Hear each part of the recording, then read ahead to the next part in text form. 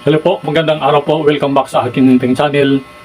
Ngayon po magdidemo po ako ng kombinasyon ng switch at saka outlet at tatlong bulb at saka SPO.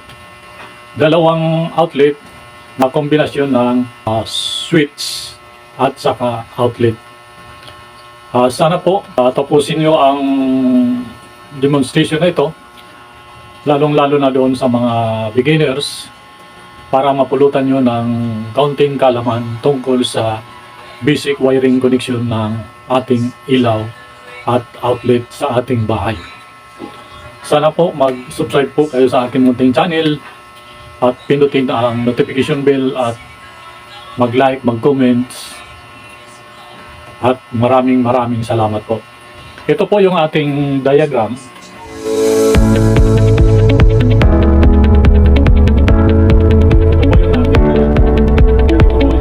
Paggawa ng diagram para po masundan, lalong-lalo na doon sa mga ating mga beginners. Yung sa ilaw po, yung line 1 at saka line 2. Yung line 2 po, diretso na po yan sa ating mga bulb. Tatlong bulb po ang ating gagamitin. At yung line 1, diretso na po yan sa ating unang switch. Ang ating i-install, isang single switch at saka isang tugang switch. At yung line 1, diretso na po yan sa ating unang single switch at naglagay ako ng wire para sa ating home run, para sa ating line 1 papunta doon sa ating tugang switch. At nag-jumper po ako para ma-supplyan po yung pangalawang switch natin. Yan po. At dito naman po sa ating outlet, ito yung line 2, nakaparallel lang po siya ito. Naglagay ako ng isang wire papunta dito at diretso doon sa ating pangalawang outlet, yung convenience outlet. At yung line 1, ito yung line 1, pagdating dito sa unang convenience outlet, nakaparallel din siya. Naglagay ako ng isang wire dito at diretso yan sa ating single switch. Dito na po yung single switch. Yung line 1 natin, diretso yan dito sa ating single switch sa isang butas. At naglagay ako ng jumper galing dito sa ating switch papunta doon sa ating convenience outlet. Ito po, nag-jumper po ako at para masuklayan itong ating pangalawang convenience outlet. Dito sa line 2, hindi na po siya dumaan dito sa ating single switch. Diretso na po doon sa pangalawang convenience outlet natin galing dito sa unang outlet natin. Makaparallel lang po siya.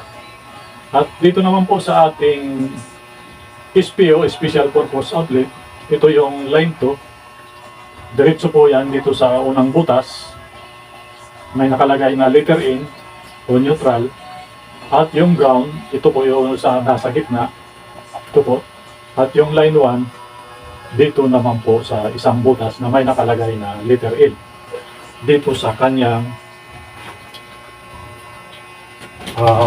outlet. Ito po.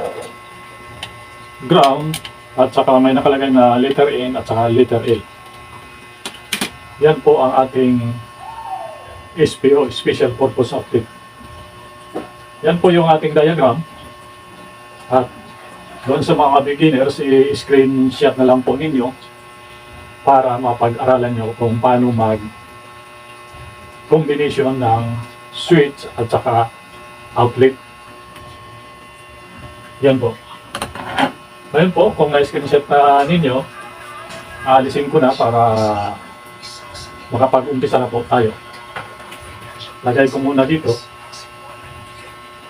Ngayon po, unahin natin yung line 2 muna. Lagay muna natin yung ating line 2.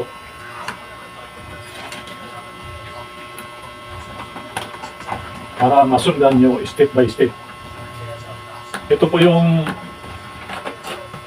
Ito po yung supply natin galing dito. Ito po yung line to, ito po yung line 1. Dito po sa ating load side. Ito pong supply natin at yung galing sa bukilya at yung humra natin. Pagsamahin lang natin itong tatlo para magkaroon na po siya ng supply.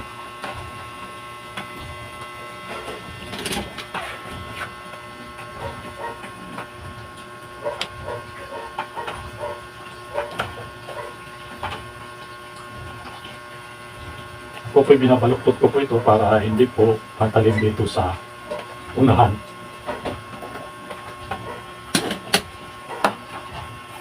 Lagyan natin ng electrical tape.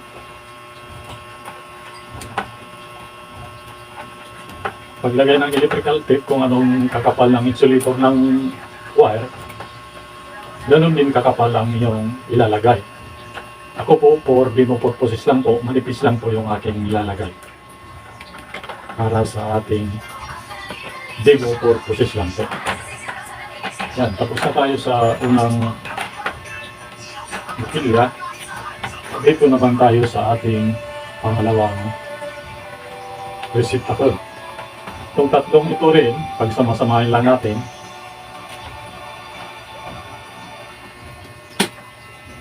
Yung galing ditong supply at yung home run at yung galing sa receptacle.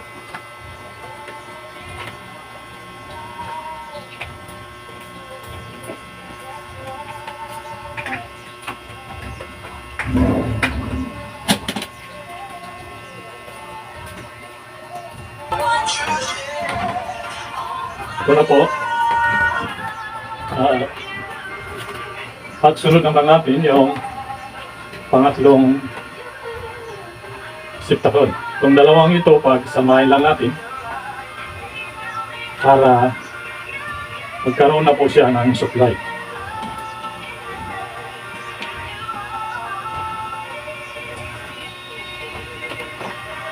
Tapos pinabaluktot ko po ito. Yan, para karoon po siya ng para hindi po siya matalim. Lagyan natin ng electrical tape. Yan, tapos na po tayo sa ating line 2.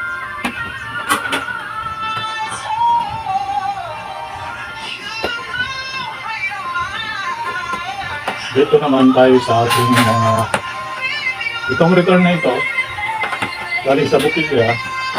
Diretso na po yan dito sa ating mga switch. Ito po sa ating switch. Yan.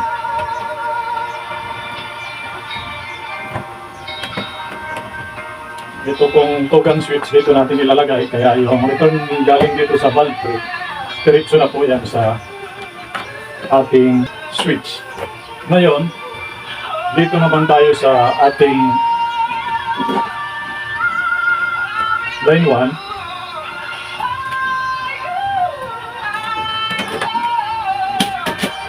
Maglalagay ako ng isang wire para masupply itong tugang switch natin. Idediretso ko na po ito dito. Yan. Para sa ating supply dito sa tugang switch. At maglalagay din ako ng isang wire papunta dito sa ating unang switch. Ito. At itong tatlo yung supply natin. Pagsama-samahin lang natin ito.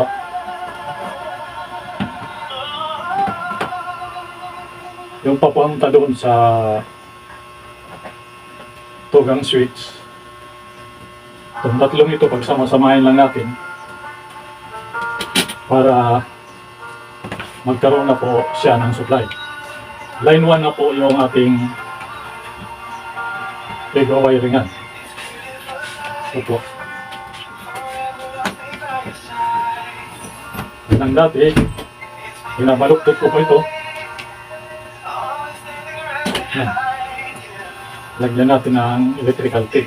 Yan. Ito na po, may supply na po siyang line 1 at saka yung return na galing dito. Ngayon po, ito po yung ating single switch. Ito po yung ating single switch. Yung line 1, dito po natin ilalagay sa may off. Ito po yung line 1. Lalagay ko na po dito sa may off. Yan. At yung return dito sa may on. Yan. Ito na po. At ang isusunod po natin yung ating tugang switch. Ito po yung ating tugang switch. Ilagyan ko na po ng jumper. Ang pag-jumper po dito po sa may off. Yan. Dito po sa may off. Nilagyan ko na po ng jumper para mapadali lang tayo. Yung return dito po ilalagay natin sa may on. Ito po yung return dito sa pangalawang valve. Dito po sa unang switch natin ilalagay. Dito sa may on.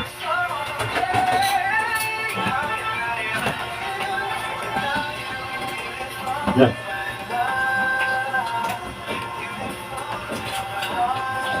At ito naman po na ating valve tray dito po sa pangalawang switch sa may on pa rin po. At ito naman po yung ating supply. Dito po natin ilalagay sa may jumper dito sa isang butas. Yan na po. I-fix lang natin. Pasensya na po kayo kung mga ingay po kasi may nagbibideo okay po. Yan. Lagyan natin ang takip. At dito naman po sa ating tugang switch. Yan, pantay lang. Pasensya na po may nagbibideo okay po dito.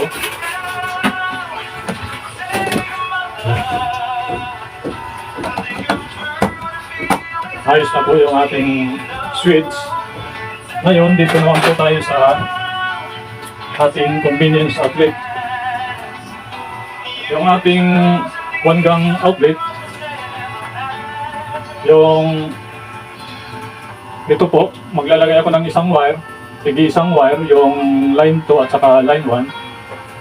Ito yung line 1, itatap ko lang po dito, binalatan ko na po ito para mapadali lang tayo. Para sa ating unang convenience outlet. Ang pag-tap, ipitan lang po para hindi po siya mag-loose. Yan. Tignan natin ang electrical tip.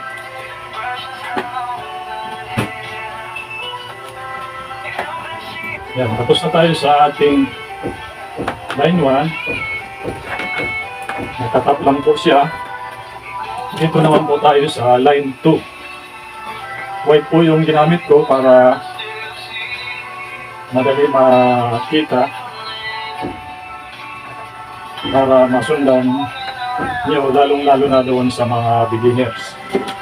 Ganon din, itatap lang dito. Binalatan ko na po ito.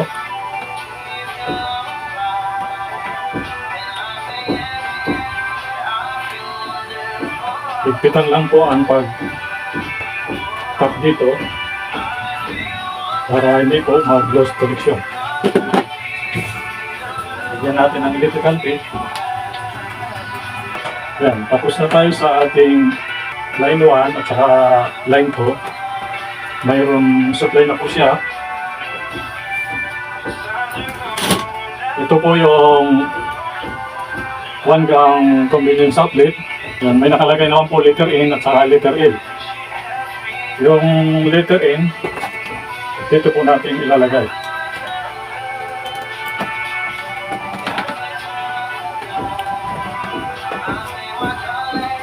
Yan. Siguraduhin lang mahigpit yung paglalagay. At itong line 1 dito sa letter L para magkaroon na po siya ng supply. Siguraduhin lang na mahigpit po siya. Yan. Yan na po yung ating convenience outlet, 1 gang. Dito na po tayo sa ating combination ng switch at saka 1 gang outlet. Ito po, nilagyan ko na po dito sa kabila ng jumper. Ito po. At ilalagay ko na lang po dito sa kabila. Dito sa ating switch. Dito sa may O. Yan, lalagay ko na.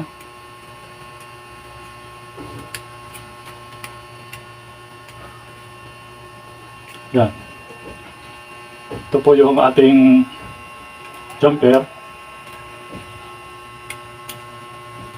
Naka-jumper po dito sa ating convenience outlet. Galing dito sa ating single switch. Yan.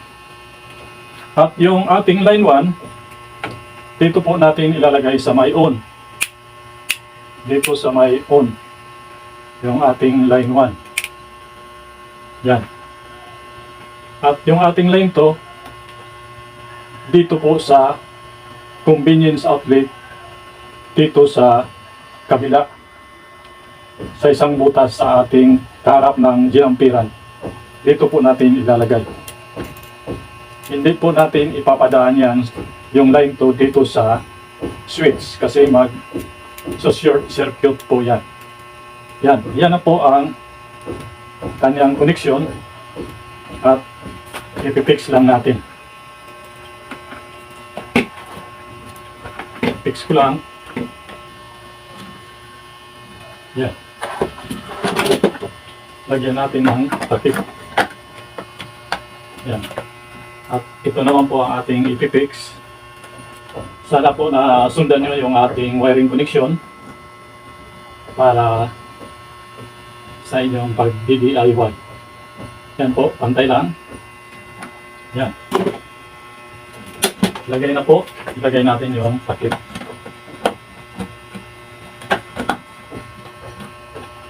Yan. At dito naman po tayo sa ating SPO.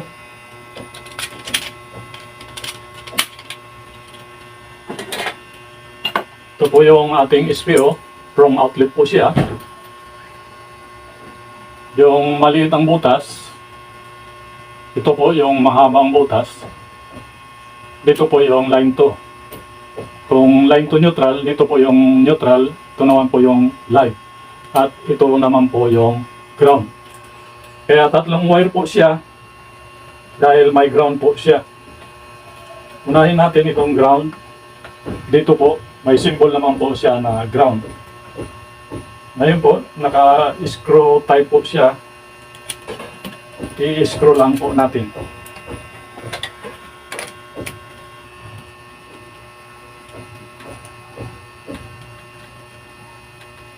Yan, dapat higpit po. At ito naman po yung line 1. Dito po sa may letter L nakalagay.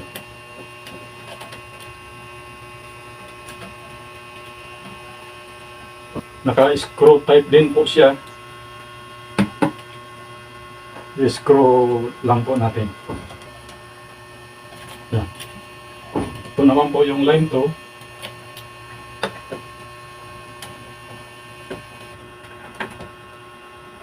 Yan. Nagpit na. Ngayon, pipix lang natin.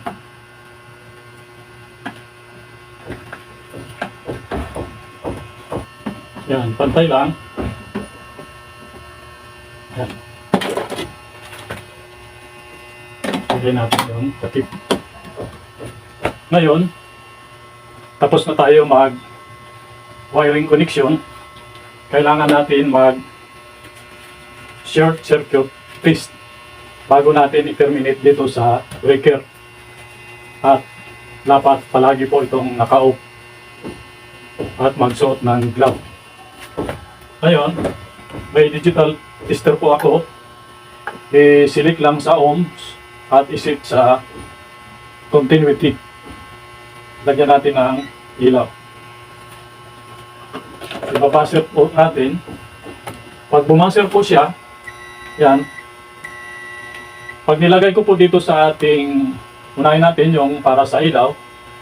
Pag nilagay ko po sa line 1 at saka line 2, pag bumaser po siya, ibig sabihin may mali sa ating wiring connection. Pag hindi po siya bumaser, ibig sabihin goods po yung ating ginawa. Ngayon po, ilagay ko na po. Ito po, hindi po siya nagbaser. Shift ko lang. Yan, functional naman. Ito po, hindi po siya nagbaser. Ibig sabihin, okay po yung wiring connection natin dito sa ilaw. Sunod natin yung ating convenience outlet. Ito po, hindi po siya nag-buzzer. Ibig sabihin, okay po yung ating wiring connection. I-on lang natin. Yan, hindi rin siya nag-buzzer.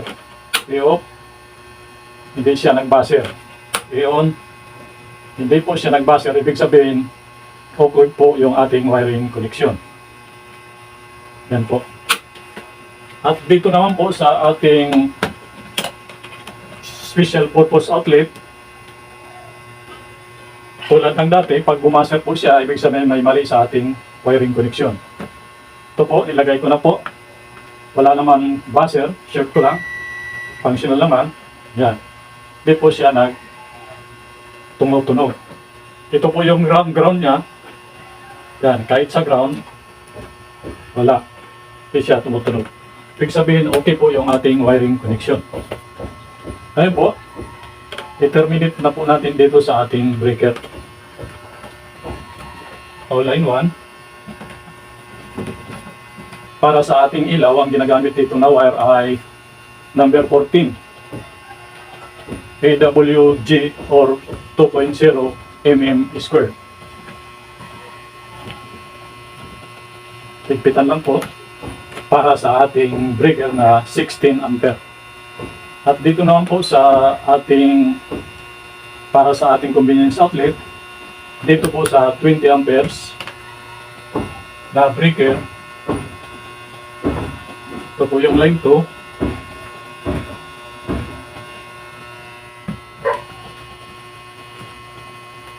Pitan lang po. Ating line 1. Parehas lang naman ang ginagamit na wire dito, number 12, AWG or 3.5 mm squared. Higpitan lang po. Yan. Sunod natin yung ating SPO, Special Purpose Outlet. Dito rin po sa 20 amperes. Parehas lang na wire na ginagamit dito ay number 12 AWG or 3.5 mm squared.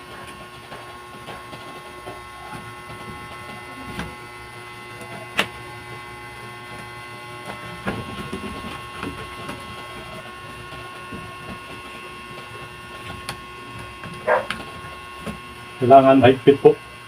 At dito naman po tayo sa ating galing sa service entrance. Ito po yung line 1 at saka line 2. Ang ating main breaker ay 63 amperes MCB po. Ang ginagamit na wire dito ay number 6. Standard po yun. AWG or 14 mm squared. Yan po ang standard para sa ating main breaker na 63 ampere na wire na ginagamit dito. Yan. Ito po yung ating line 1.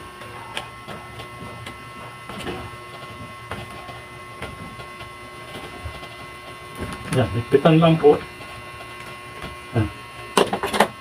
At ito naman po yung ating bus bar. Yung breaker natin ay 2-pole na breaker, na MCB breaker. ang breaker natin ay 2 pole din. Kasi mayroon po doon para sa 1 pole na breaker at saka 1 pole na bus bar. Lagay ko na po dito para sa ating load side.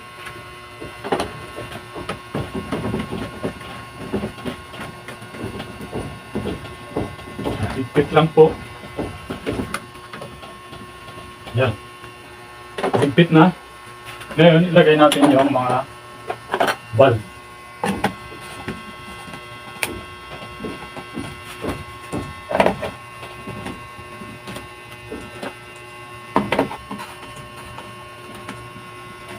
Yan. Ngayon, dahil nilagay na natin yung valve, ipa-power on na po natin at dapat naka-off po ito. Lagyan na po natin ng power para masubukan natin kung okay po ba yung ating ginawa. Iyon ko na po. Yan. Mayroon na pong power o supply. Ngayon, sukatin natin kung mayroon bang pumasok na supply dito. Silik lang sa volt at isit sa AC. Yan. Silik na sa volt at saka naka-sit na sa AC. Susukatin ko po kung ilang bang pumapasok na voltahe dito. Lagay ko na po. Yan. Mayroon pong nasusukat dito na 221 volts. 0.5. Ibig sabihin may supply na po tayo.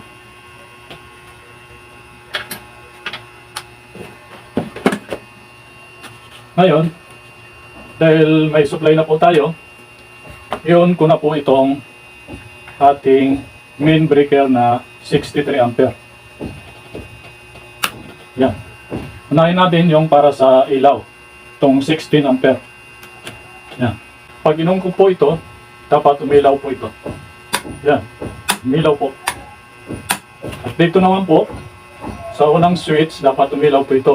Yung pangalawa, dapat dito. Yan. At yung pangalawa, yan. At dito naman po sa ating convenience outlet, may socket bulb po ako. Lalagay ko po dito. At saka dito. At i-on ko po yung ating breaker. Yan. Umilaw po siya. Yung ating unang 1 gang convenience outlet. Ngayon, i-on ko po kung iilaw po ba itong ating bulb. I-on ko po. Yan. Umilaw po.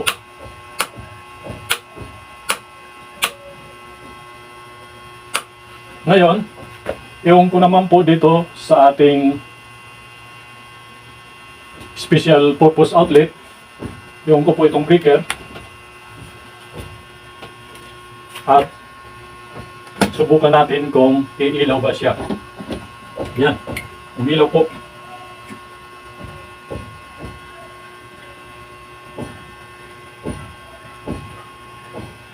Yan.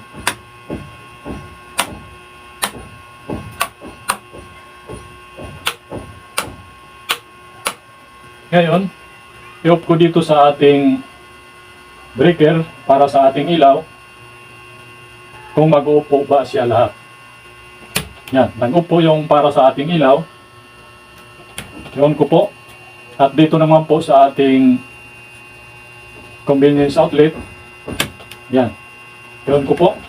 At dito sa ating special purpose outlet para sa ating refrigerator at heater. Mga malalaking load po ang sinasaksak dyan. I-off ko po. Yan. I-on ko po. I-off ko po dito sa ating main breaker. Yan. Nag-off po sila lahat. Yan. I-on ko po. Ngayon, tapos na tayo. I-off ko na po para sa ating i-off ko na po. Off naman yung ating ginawa. Tap ko dito sa ating breaker. Yan po.